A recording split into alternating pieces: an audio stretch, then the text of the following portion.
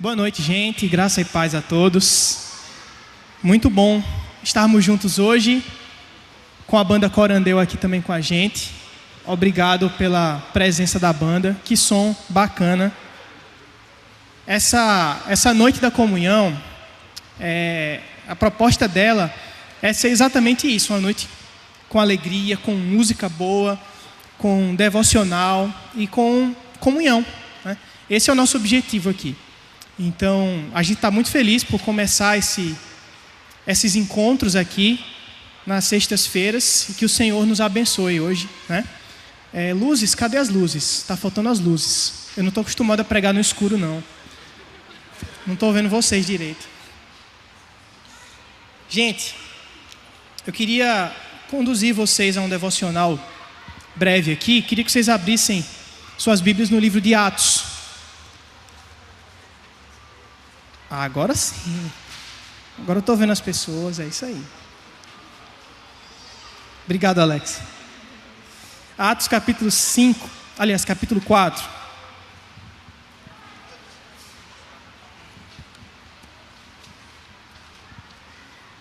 Atos 4, no versículo 20.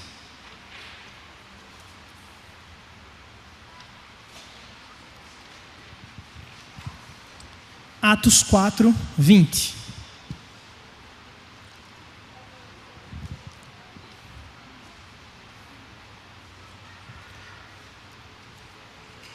Constantemente um crente é desafiado no mundo acerca de sua fé, acerca do que ele crê.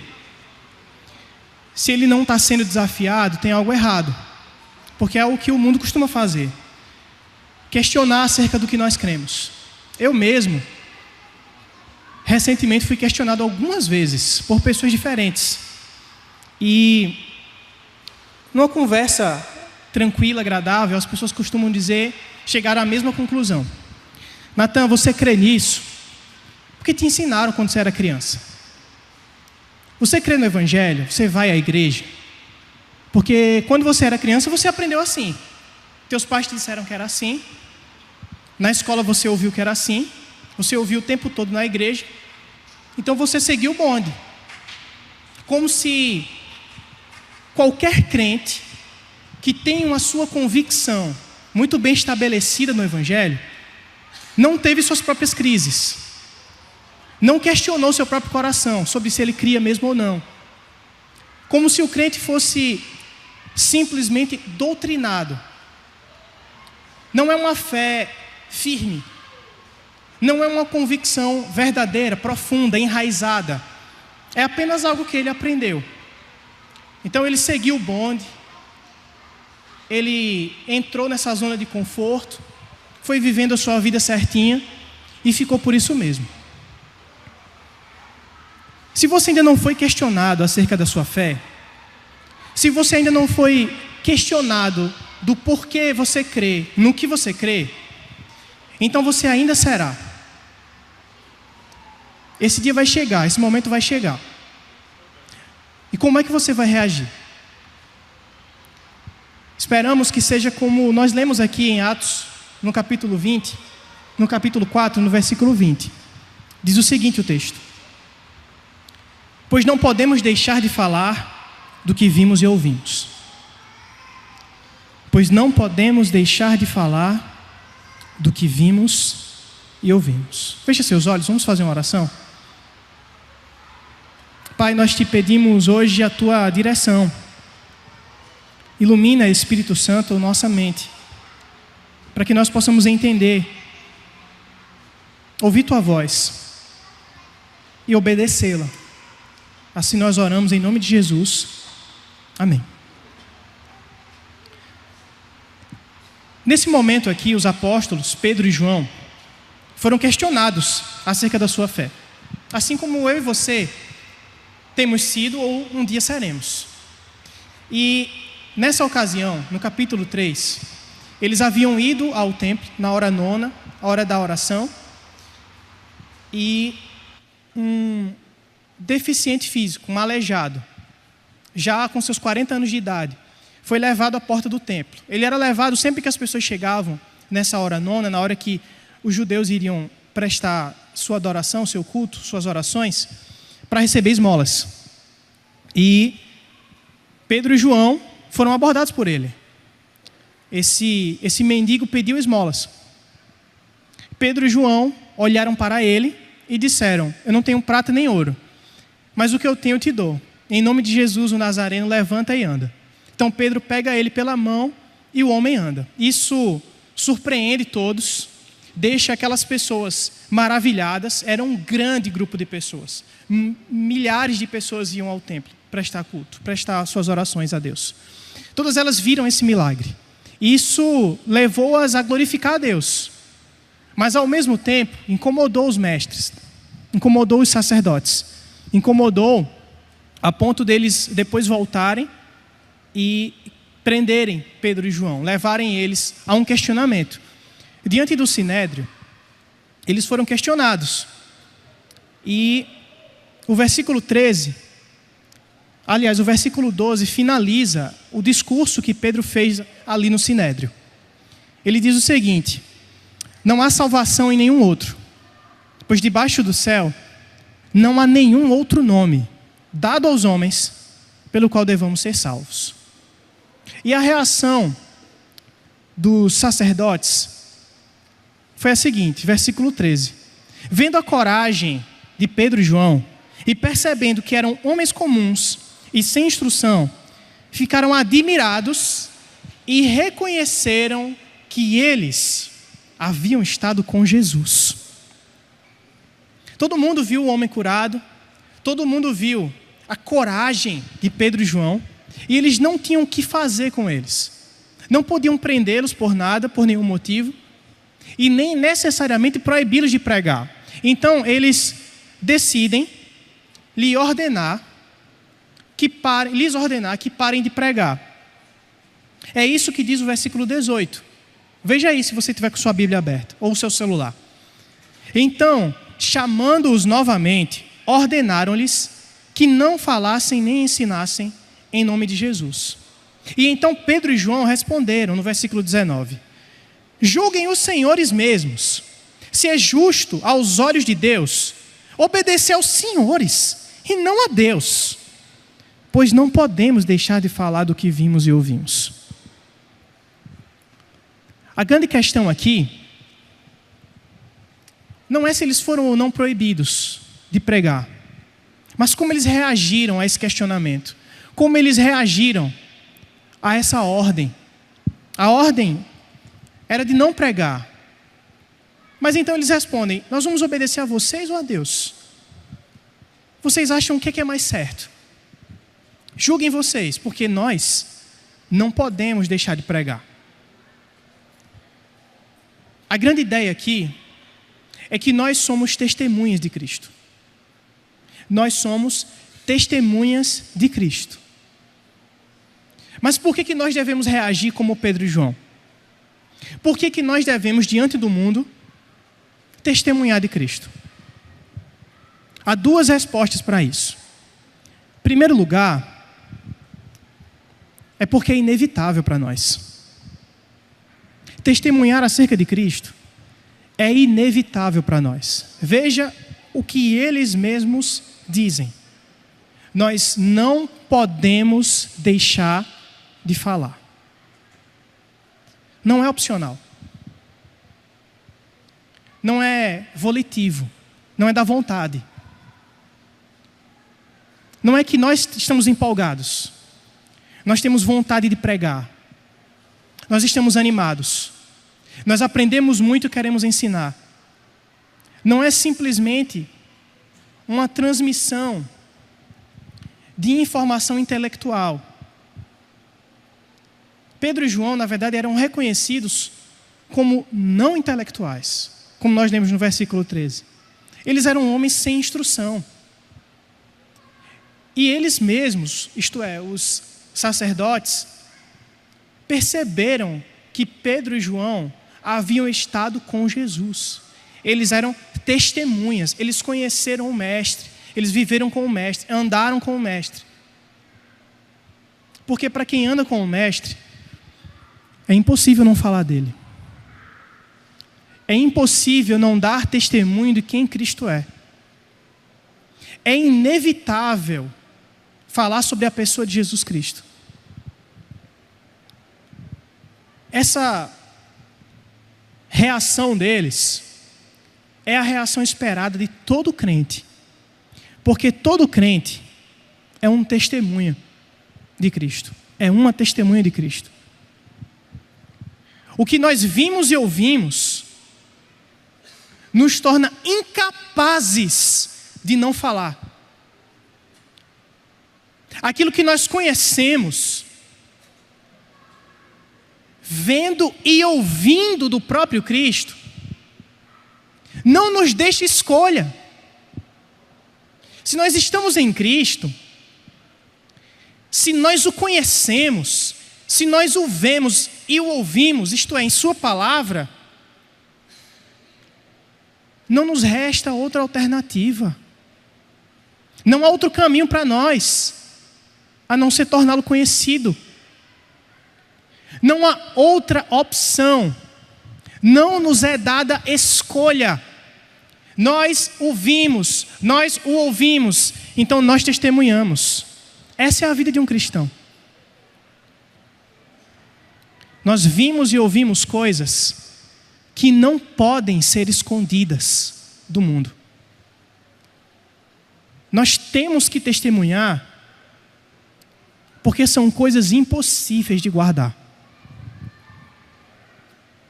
Mas o que é que nós temos testemunhado? O que é que nós temos dito, falado ao mundo, demonstrado ao mundo? Qual é a história que sai de nossas bocas? Quais são as verdades que nós comunicamos ao mundo? O que é que nos distingue? O que é que nos separa enquanto cristãos no mundo? De alguma forma, ao nos conhecer, o mundo precisa dizer exatamente o que foi dito acerca de Pedro e João. Reconheceram que eles haviam estado com Jesus. Nós precisamos ser reconhecidos como aqueles que estão com Jesus, como aqueles que andam com Jesus, aqueles que seguem o Mestre, aqueles que seguem os seus passos, que vão após Ele, que tomam a sua cruz. Essa é a nossa identidade, minha gente. A nossa identidade definitivamente não é a nossa profissão. A nossa identidade definitivamente não é aquilo que nós aprendemos na faculdade. Também não é o nosso sobrenome. Também não é a nossa fama pessoal. Também não é o time que nós torcemos. Nossa identidade é essa aqui. Nós somos testemunhas do Mestre Jesus Cristo. E nós somos reconhecidos como aqueles que andam, que haviam estado com Jesus. Esse é o testemunho que nós temos que dar ao mundo. É sobre isso que temos que falar. Sobre Cristo. Todas as vezes que fomos questionados, todas as vezes que o mundo requerer algo de nós, o que nós temos a dar para o mundo não é prata nem ouro, é Cristo Jesus. Amém? Por que devemos testemunhar? Porque isso é inevitável. Mas em segundo lugar, por causa de quem nos mostrou essas coisas. Quem nos mostrou essas coisas? No versículo 19, Pedro e João dizem isso. Julguem os senhores mesmos, se é justo aos olhos de Deus obedecer aos senhores e não a Deus. Porque são os olhos de Deus que nos veem. Porque é o próprio Deus que nos mostra essas verdades. Estas coisas que nós vimos e ouvimos são as coisas que Deus nos mostra. É aquilo que nós fazemos domingo após domingo aqui, olhando para Cristo, ouvindo sua voz. É isso que nos impulsiona a falar sobre o que vimos e ouvimos. O culto não é um mero exercício religioso. Ele é a principal principal hora das nossas vidas. Porque aquilo que nós fazemos, o que faremos eternamente, nós adoramos ao nosso Deus. Mas neste mundo, por incrível que pareça, por mais absurdo que para um cristão isso possa parecer, tem gente que não adora a Deus. Tem gente que não o vê e não o ouve. Tem gente que não lhe dá a devida glória. E é por isso que no mundo nós falamos de Cristo, nós testemunhamos de Cristo, para que o mundo possa adorá-lo, para que o mundo possa fazer o que nós fazemos aqui. É por causa do Senhor que nós temos que testemunhar. Porque Ele nos chamou, porque Ele nos mostra estas coisas. Coisas impossíveis de guardar para nós mesmos. Mas sobre quem nós temos testemunhado? Temos testemunhado acerca de nós mesmos? De nossos planos para o futuro? De nossas aspirações pessoais? Daquilo que desejamos conquistar? Nada disso. Nada do que você deseja ser ou ter é necessariamente errado. Mas uma coisa que nós, crentes, especialmente os mais jovens, precisamos entender de uma vez por todas, é que tudo isso é secundário diante de Deus. Todas estas coisas estão debaixo da nossa identidade, daquilo que é o centro de nossas vidas, Cristo Jesus. Trabalhe, cresça e demonstre os dons que Deus te deu no mundo. Mas, de uma vez por todas, entenda, meu irmão. A glória final é de Deus. A glória é de Cristo. É Ele que deve prevalecer em sua vida. Você é uma testemunha não de você mesmo. Você é uma testemunha de Cristo. Amém? O mundo precisa ouvir esse testemunho. O mundo precisa ouvir sobre o que Cristo faz. Cristo nos tira da escuridão do pecado, das trevas, da separação com Deus, e nos traz para o reino de sua luz, para a beleza da glória do Senhor, para ser seu filho, de órfão perdido para filho adotado. É isso que Ele faz conosco.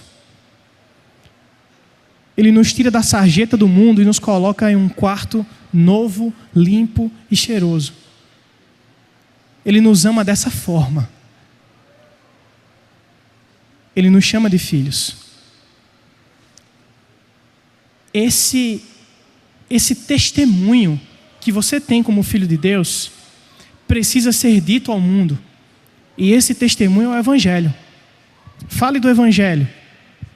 Essa é a primeira mensagem que precisa sair de nossas bocas. Não sei quem de vocês está assistindo a segunda temporada dos Anéis de Poder, mas no último episódio, o 7º, que foi lançado essa semana, o elfo Celebrimbor fala algo muito interessante para Galadriel, a fim de impulsioná-la a cumprir sua missão. Ele diz o seguinte: o que vence a escuridão não é a força, é a luz. O que vence a escuridão não é a força, é a luz. E lembre-se do que Cristo disse em Mateus 5,14. Vocês são a luz do mundo. Não se pode esconder uma cidade edificada sobre um monte. Todos veem essa cidade edificada sobre um monte. Todos veem que você é uma testemunha. Todos veem que você esteve com Cristo. Então testemunhe. Você não pode deixar de falar do que você viu e ouviu. Amém? Feche seus olhos, vamos fazer uma breve oração. Pai querido, nós queremos ser testemunhas eficientes do Teu Evangelho. Ajuda-nos, Senhor, a estarmos entre aqueles dos quais o mundo diz que estiveram com Jesus. Ajuda-nos, Senhor, a ser a luz no meio da escuridão deste mundo. Ajuda-nos a testemunhar daquele que nos tirou das trevas e nos trouxe para a luz.